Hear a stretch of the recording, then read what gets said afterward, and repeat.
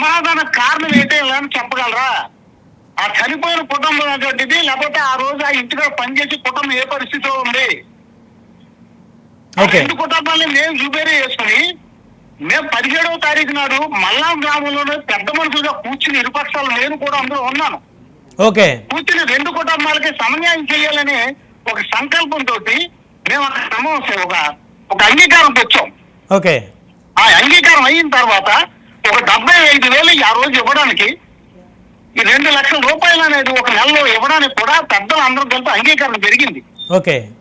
దాన్ని మళ్ళీ కొంతమంది ఎవరో ప్రాబ్లంతో నేను ఈవేళ చెప్తున్నాను, ఆ అయిపోయిన సమస్య దహనకాండ కూడా అయిపోయింది.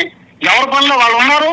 కావాలని ఇందులో ఎవరో ఏలు పెట్టి ఈవేళ వర్గాన్ని మళ్ళీ కులాలమయాన్ని తీసుకొచ్చారు.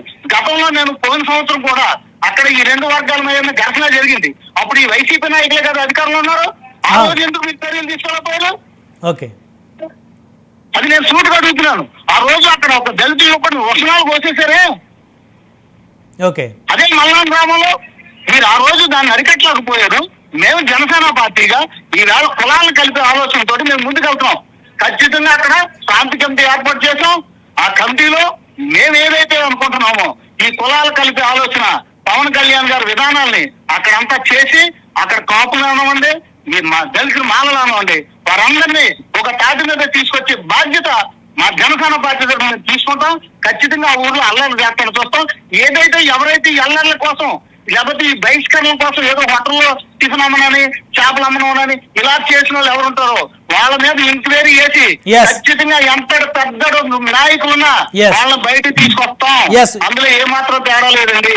రియలీ వండర్ఫుల్ జానకి రామారావు గారు. ఎవరో ఒకరు ఇద్దరు మాట్లాడి చేసిన దాన్ని ఖచ్చితంగా వారి మీద చర్యలు తీసుకోవాలా. ఈ ప్రభుత్వం ఇలాంటి భవిష్యత్తులో జరగకుండా చూడాలి.